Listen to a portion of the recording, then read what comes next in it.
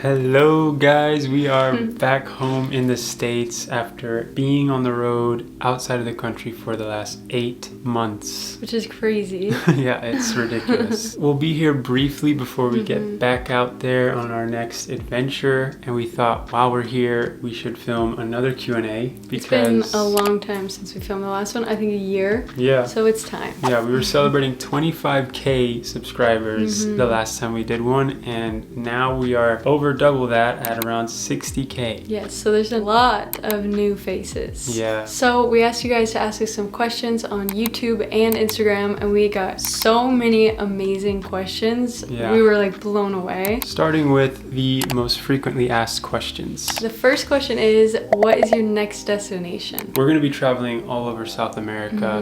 We're still in the process of figuring it all out because we're super last minute always. But it's either starting off in Brazil or Argentina. Super excited about that. Yes, we're so excited. The next question we got asked a lot was, would you ever visit and then insert someplace? And the answer to that is yes, always. Just because we legitimately want to see everywhere possible whenever we can. So it's on our bucket list somewhere on there. And at some point we'll make it hopefully everywhere. Next question was, what are the top countries on your bucket list? We're gonna do 5 because it's too hard to narrow down. So it's gonna have to be Iceland, South Korea, Australia, Portugal, Lebanon because that's he's where my mom's a quarter from. Lebanese. I mean, there's so much more past that, but those 5 are like really high up there for sure. So the next question was, are we still modeling? And the answer to that is yes, but we definitely identify primarily as content creators. Yes. But for example, Rhylan just got back from a modeling job in Miami, and before then we were both in London working as models under a work visa. So that's always going to be a part of our identity, and it's something we love, but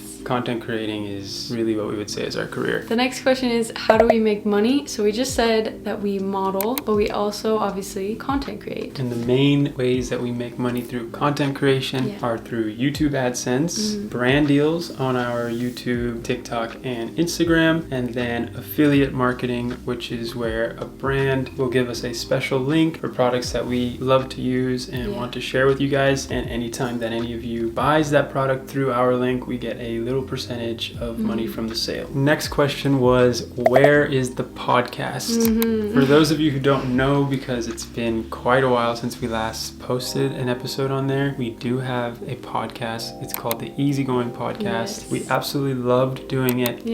And we are 100% bringing it back. Don't worry about that. But the thing that keeps us from doing that is that we want to make sure when we do come back, we are never missing another upload again. We never want to have to miss or be not taking posting. Another break. Yeah. There were 2 things: not having enough time to devote to it because we're perfectionists. We didn't want to put anything out that wasn't perfect, and we hated editing our own episodes because we just had to listen to hours of ourselves talking, which if anybody's ever listened to their own voice on recording, it's almost nauseating. Yeah, we're not going to come back until we have an editor who can handle that part for us, which will then free up a lot more time for us to devote to it, and everyone will be happy. It's coming soon, we promise, and it will never go away again once it is back. So just be patient with us. The next question is, how did we meet? And this is a really nice story because my mom is actually our matchmaker. My parents own a gym, and Juan was training there, and my mom forced me to come inside to meet me. Yeah, to meet a boy. And shout out to Laura, we love you. Yes, and I was really nervous, but I went inside, and we both remember the moment that we locked eyes. I remember what she was wearing. I remember everything about when I first met her, Me because too. it literally was like, oh, this is a special person you're meeting. Like, she's gonna be in your life for a long time. The next question is, where are we from and how old are we? I am from Tempe, Arizona. I'm born and raised in Arizona, and I am 23 years old, almost 24. I was born in Miami, Florida. I'm 25 and I'm almost 26. She's making me say it. I don't want to say it. I'm 25. That's it. That's where it stops. It's not gonna keep going from there. Yeah, you're not gonna be in your late 20s. Yeah, I'm not gonna be in my late 20s. Not this year. I am right there at 25 for the rest of my life. The next question is, how do we stay in shape while traveling? And this is a very good question because... We don't know. Yeah. You really don't. I'm just kidding. No. I would say, honestly, we eat pretty healthy. Like 80% of the time, we're eating a pretty healthy meal. As healthy as possible, really. And we also always prioritize booking our Airbnbs near a gym. Even though we won't be able to go as often as we usually do at home, just getting in the gym whenever you can does wonders. And the next question was, do we plan on settling down somewhere anytime soon? To be honest, yes, we are getting a little bit tired of like living out of a suitcase and always being on the go. We want somewhere that we can come back to, unload the suitcase, repack, and then go again. Just to give you guys an idea of where we're considering, we have been thinking of New York or somewhere in Europe. After South America, we are going to start that process. So it's going to be as soon as within half a year, I would say. So the next category of questions is going to be all related to travel. And the first question is, do you want to travel to every country in the world, and how many countries have you traveled to? So it's not like a thing that we're trying to hit every country in the world. But yeah, of course, we'd love to see everywhere possible. As for how many countries we've visited, we did the math. Yeah, it's around 15 to 20, which sounds like a low number. Yeah, it does. But I think it's because we hit a lot of like cities within those places. Okay, so next one is kind of like a two-parter from two different people, which is, how do you find balance with all the traveling and non-certainty that comes with your life? Yes. And that leads into this next one, which is, what do you guys do to keep routines since you're always traveling? I would say the answer to the first one is the way that we counteract the non-certainty that comes with this lifestyle is through establishing routines. Yes. The way that we establish routines is through finding the little things that matter. We're always changing scenery, so we need to find things that keep us grounded. So we prioritize staying in a place for at least 2 weeks to a month, and within that time we always find our favorite coffee shop, our favorite grocery store, our gym, and we make it a priority to go to those places at certain times, and it starts to feel like, okay, this is home, this is familiar. So the next question is, do you ever find traveling for so long to become tiring or to lead to some sort of burnout? Yes, a little bit, sometimes, occasionally. Only when we find that we're not giving ourselves enough time in between trips. So there was certain periods of time where we were going from city to city within a matter of like a couple days. So we'd be in each spot for like 3 days, and really that gives us 1 day of arriving and 2 days of filming, and then we travel to the next spot. So we never get to decompress. And it's just very stressful because you have to get all of the content and do all the things that you want to do within and we're trying to also enjoy the place we're in. So that's when we get burnt out, because we're feeling a little out of control. Next one is, do we ever feel guilty for being away from family for so long? And of course we do. Yes. My sister has 3 kids, and 2 of the youngest, when I come back, don't even remember my name sometimes. It is pretty sad. It can be really, really sad, and I do have to reconnect with them when I'm back home. I also have missed plenty of birthdays or Christmases, and it hurts, but everybody that loves us understands what we're pursuing and the life that we're living. The next question is, what is the most rewarding part of traveling? I love this question. I mean, by far it's got to be just being exposed to new ways of life, new perspectives, new people, different new cultures. It's just the best way to like open your mind and also makes the world feel a lot more interconnected. I love this one, and it was asked on YouTube. It says, what has been your favorite moment while traveling? Where was it, and why was it your favorite moment? And there's definitely a story that comes to mind for both of us, which was in Kyoto, Japan, and it really sticks in our heads always because it's a perfect example of why we loved the people in Japan so much. Basically, we were riding in a taxi to go do the last thing that we had planned for our whole trip in Kyoto. We had filmed a whole vlog. We were so happy. We were so proud of it. And we get out of the taxi. We're walking to where we're supposed to be. And Rhylan realizes she left her purse in the taxi. And within the purse has her wallet, her passport, our camera with all of the vlog footage, everything we worked so hard to do, and we freak out. I mean, obviously we were completely beside ourselves. So the taxi had been gone for at least 5 minutes, so it was long gone. Nobody really speaks English, so we were like, how are we even gonna begin to figure this out? Track them down. So we run back to where we were dropped off, and we're trying to see, maybe the guy noticed and he'll bring the purse back or something. We wait around for like 10 minutes. We're pacing back and forth. We're clearly very distraught. One of the people who was working there to help park cars, like navigate people in the parking lot, he didn't speak English, but he could tell that we were distraught. Yeah, distraught. And he comes up to us and he's trying to ask us what's going on, how can I help, and he's really trying his hardest. So we communicate via Google Translate back and forth. We tell him what the problem is. He stops what he's doing. He calls every single taxi service company in Kyoto, literally every single one, and he finds the guy. Somehow he contacts the actual taxi driver. I really don't even know how he did that. I don't either. But he finds him. Then the taxi driver picks up the phone, and once he realizes, okay, I do have the purse, he also stops what he's doing, which he's out there trying to make money as a taxi driver. He stops that, drives the purse over to a police station, because that's the process there. They have to drop it off at a lost and found in the police station. So we have to call another taxi so that we can go to the police station. The guy that was helping us there, we're trying to tip him, like we're trying to give him money, because we're like, oh my gosh, thank you so much, you just saved our lives, literally. And he will not take our money. Like, he's refusing it. He's like, I did this because that's what we do in Japan. We help people because we want to do it. We don't do it because we need to gain something from it. And that was really touching. But then this other taxi comes. The guy translates to him, hey, you need to take them to the police station. They lost something very important. So the guy gets us in the car, drives as fast as he can. He gets out of his taxi so that he could translate for us. And then we're able to get the bag, and then he turns to us and he goes, can I leave now? He's like, he wouldn't leave until he knew we didn't need any more help.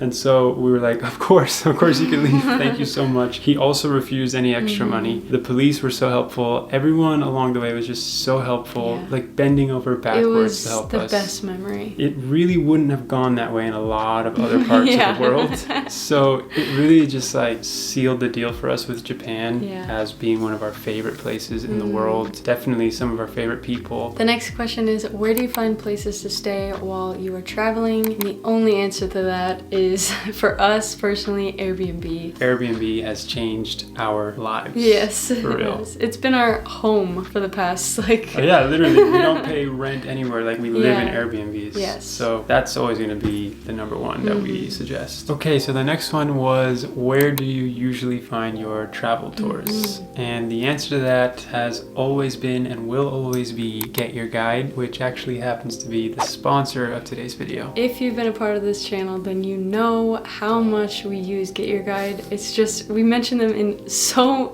many vlogs. They offer over 60,000 curated experiences in more than 3,600 destinations worldwide. From tickets to top sites to one-of-a-kind local tours, with all of these experiences being provided by knowledgeable local experts. So you can just skip the line at all of these major attractions, pull up your tickets on the app, and scan right in. They also even offer 24/7 support and free cancellation up to 24 hours before. And the cherry on top is, for any of you who happen to be creators who are also looking to make money while traveling, GetYourGuide offers so many amazing opportunities to monetize your travels. In fact, we've generated more income this year from GetYourGuide affiliate sales than we've made with any other affiliate programs we've ever used. So we are being so sincere when we tell you that GetYourGuide is our personal favorite app to use to book any activities or tours while we are traveling. Yes, we love this app so much. We are gonna link it down below, and we're also gonna put a QR code right here on screen so you can scan it. Just trust us, guys. You need this app in your life. With all that being said, thank you so much to Get Your Guide for being the sponsor of today's video. And now let's get back into the questions, with the next category being relationship related. The first question is, what is the key to a successful relationship in your eyes? Trust is one of them for sure. Mutual respect. Oh yeah, that's a big one. Yeah. It's probably the most important. And one that's been huge for us is feeling like we're growing together in the same direction. So it doesn't need to be quite to the extent that it is for us. Like we literally, our career is together and we're building this together. Just being heavily involved in each other's lives and understanding the direction you're both going in and wanting to align both of your lives in that direction. Yes. Okay, so this person asked, how do you know someone's the one? Like truly know? Because with me, there's two people and I don't know. And for that, I would say, first of all, I really believe that you will know your person is the one. In your particular case, I would say probably neither of the two that you are seeing are the one, because once you know, I think it would be very hard to picture your life with anyone else. So it wouldn't even be like debatable. But a few ways that you can tell if someone's the one, I feel like, is they make you feel safe. It's very easy to picture the rest of your life with. You get excited about the future with them. Trust is so easy. And it's easy to respect them and to show them love. The next question that we got asked was, do you guys have something you struggle with in your relationship? Of course we do. We're not just in this perfect relationship. I'd say the main thing that we have is learning how to communicate with each other when we're angry. Or like when we're upset. We both have different ways of communicating. For me, I pull back and I don't want to talk or confront the issue, and he's more of a direct. So it's just, she definitely defaults more towards like wanting to brush past it because she gets sad when things are not good, and I want to confront it head on because I just don't like this thing lingering unaddressed. I think that because we're different in those ways, it's kind of a good thing, because for me at least, because it makes me face that problem and it makes me closer. It brings us closer together when we really go through problems together and we solve it together. Okay, next question is, how do y'all get over your differences in mundane behavior or living areas? And the key to that is to just be constantly communicating with one another. And setting boundaries. Talk to each other when you're noticing that there's something that's bothering you. Because if you're just like, oh, I don't want to nag, or I don't want to come across the wrong way, then it's just going to fester and it's going to build, and then it's going to become like outbursts that the other person is completely unaware of when this started or anything, versus just like doing a small little conversation right when it happens. The next question is, how do you guys resolve arguments if you have them while traveling or vlogging? When we have arguments while we're traveling or vlogging, we usually will just talk them out right there. And if it's a bigger argument, then we'll stop the vlogging altogether, we'll go home, and we'll solve our issue. We've waited like full days and then revisited a vlog to continue filming from where we left off, because first of all, our relationship should always come first. But second of all, we don't want to like put it to the side and then fake it on the vlog and be like, oh, everything's perfect, because it would just be disingenuous. And we are positive that you guys would be able to tell because people can tell that kind of stuff. Next one is, have you ever felt like your relationship with each other was stagnant or just unexciting? And I hate to break it to you, but no. Personally, for me, definitely not, ever. Even on days when we're not doing anything, we just genuinely enjoy every minute of each other's company. And on top of that, because we're working so much and vlogging and traveling, the times that we get to have alone is just like the best special time. The next question is, what is your favorite thing about your relationship dynamic, and what is something you're trying to figure out? I would say my favorite thing about our relationship dynamic is I could literally say or do or be whatever I wanted to be, and I know that he'll still love me, and that's just the best feeling in the whole world. You guys have no idea how weird she can get. But me too. Yes, me too. That's why it makes sense. For me, I love the fact that we are so ambitious individually, but together it's like this fire. Like we just have so many passions and long-term goals that we see the same things. It just feels... Are you crying? A little bit. You are too. I love you. Yeah, we love a lot about each other and this dynamic. One thing we're still working on is communication, which we brought up before. The next question is, when do you guys plan to get married? Leave that one to you. Wow. I mean, for me, I am ready. I've been ready. I tell my family she's the one I'm going to marry. I tell my friends. Everybody knows she's the one for me. We both know that that's what's coming. I'm a child of divorce. I have had the experience of my family splitting apart, and I know that a heavy factor of that wasn't at all to do with the love that they had for each other. It was everything to do with they weren't prepared for it. Everything was not figured out, and there wasn't a stable foundation to build off of. So I just am working really hard to give us that foundation so that when we are married, it is stable from the beginning. We have our finances in check, we have an apartment, we have just some consistency in our lives, you know. So this next round of questions is all lifestyle slash philosophy. That was like the best way we could categorize this, because they're just like really deep questions. Starting with, if you both could choose your next reincarnation, where would you both be born? You go first. All things considered, I think that I would have to pick France for me. That's a good choice. I was stuck between France and Japan. Yes, that was me too. No. Yes, don't I swear. Try to copy I my swear, style, because man. the lifestyle in Japan is just so nice. Yeah. But same with France, I was like, which one? I mean, living in Europe to me is just like a cheat code, because when you live in any place in Europe, you have access to like so many beautiful places. You can just like jump on a train and go to Italy, go to Spain. And you could just move. Can't you just move to another as long as you're in the European Union. So that's a great lifestyle. But then Japan, the community values are amazing. Safety. It seems like living there and being born there, you're just like, what else do I need? why do I need to leave? Why do I need to leave? So Japan or France, those are our answers. So this next one was asked on YouTube, and it was asked by somebody that I wanted to just shout out, because they're always leaving super sweet comments on Instagram and YouTube. I just see their name pop up a lot, so I want to shout you out. I believe your name is Smith or Smith. I don't know from your username, but thank you for all your kind words always. The question is, have you ever been bullied before? If so, how do you deal with it? Love you both so much. I didn't mean to read the last part, but love you too.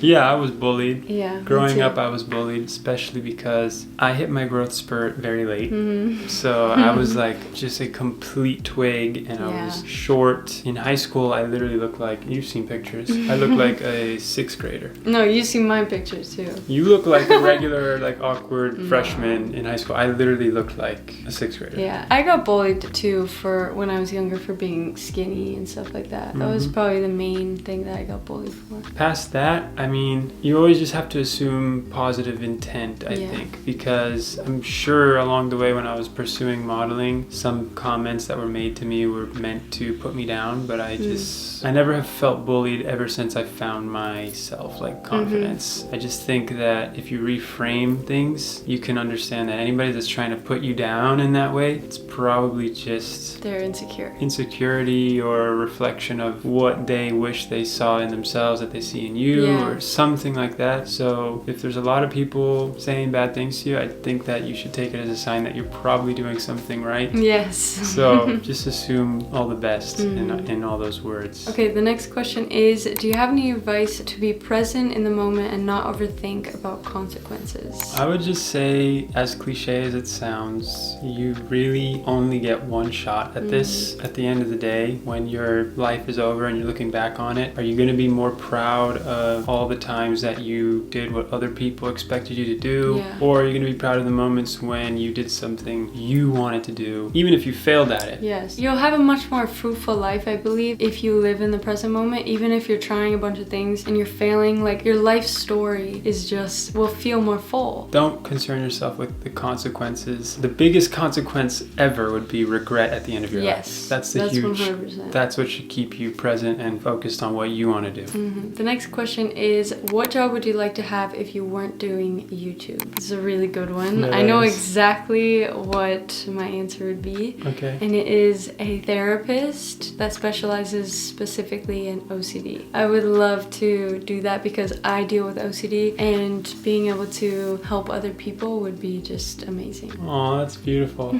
That's a nice answer. I would say, honestly, I just don't think that there's anything else I would want to do. That's my honest to God answer. This is exactly what I want to be doing. Okay, next one is, do you have any insecurities that took a long time for you to accept? You want to go first? Yes. Okay. I would say definitely. I think always like my weight has been an insecurity, because when I was younger I was too small or too skinny, and then when I got older, because of the modeling industry, I felt like I always had to watch my weight. That was definitely something that I still struggle with today. I mean, I still deal with that. Yeah. I still have moments where I'm triggered, or I'm like, oh, I can't eat that, or I can't do this. He's helped me a lot with those moments and going through those moments. Being a woman looks very hard. That's all I can say from watching her. For me, insecurities wise, I for a long time had insecurity with my teeth. I love them. I had a little gap in my teeth right here. They made fun of me in school for it, said I had like buck teeth and stuff, but then I got in the modeling industry and it was like, that was like the thing that made me special and unique. She always tells me she loves them. So this next question is directed at me now. How do you think modeling has shaped your body confidence / self-love, etc.? Honestly, it's definitely shaped it for the worse, not the better. It's definitely really triggered things that even from like, obviously from high school, like I already had body issues. Like I just didn't feel good in my body yet, and then right as womanhood is starting, I get into modeling, and so it was just not the best experience. Yeah, I've literally watched people take out a measuring tape and like measure her and tell her she needs to lose weight or she won't be paid. Or like a centimeter. It's like comes down to like centimeter sizing, so it could be really triggering because, you know, you want to look good and you want to feel like you look good, and for other people to have control over what looks good and what doesn't can be really damaging and just not make you feel really good. Which leads me to the next question, which is how to improve body confidence. And honestly, I'm still figuring this out. But the best piece of advice I could give is talk to yourself as you would talk to a friend, and give yourself so much love. Like the way that you compliment a friend, you're just always giving them love and giving them kindness, and you should share that with yourself as well. Okay, so this last section of questions is going to be rapid fire. Just a few questions that we thought we could quickly answer that are kind of fun. Do you believe in soulmates? Yes, absolutely. I do believe in soulmates, but I also believe that you have to put in the work to make soulmates last forever. Okay, this is not rapid fire. But next one is, do you believe in karma? Oh yeah. Yeah, whatever you want to call it. Yeah. I just believe the energy that you put out into the universe is definitely going to attract more of the same. What is your favorite movie? Wow, I need to think about that one. Okay, well mine is Interstellar. Oh, okay, mine is too.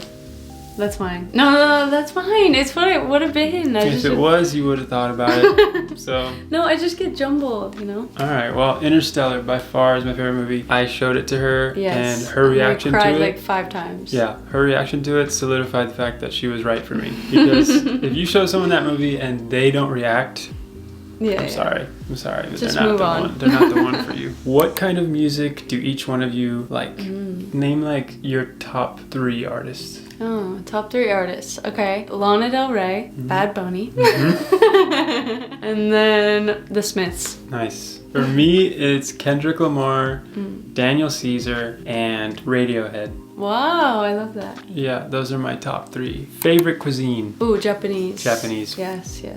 Is there any place you've regretted visiting? No. I would say no. I think, first of all, just straight up, we've just had a magical time in each place that we've visited. We've been very lucky. But even in places that were maybe less than we expected, we learned something from it or got something out of the experience. Or something about it was nice. Yeah, there was some part of it that was like, I would never change it for anything. So I don't regret anywhere we've gone. And then the final one is, can you guys make a video of our assumptions about you? I wanted to pass that to you guys, which is, would you guys be interested in a video like that? We've been thinking about doing a pack with us or leaving the country type video, and maybe like while we're packing, answer or talk about your assumptions, and we could put it on our Instagram for you guys to submit things anonymously so that you guys don't have to be scared that we will be mad at you for your assumptions about us. And then we could just like talk about that while we pack and show you preparing for a trip. So let us know in the comments if that sounds interesting to you. So on that note, that is going to do it for this one, you guys. We really had a good time filming this one, and we want to thank you guys so much for submitting all these questions and for caring to know more about us. You guys mean the world to us. Be sure to follow us on Instagram if you ever want to be able to submit things for video ideas like this, or for the video idea we just talked about. And we are constantly posting updates on there. If you ever want to keep up to date with us, that's pretty much the place to be. Besides that, thank you so much for hanging out with us today, and we love and appreciate you so much.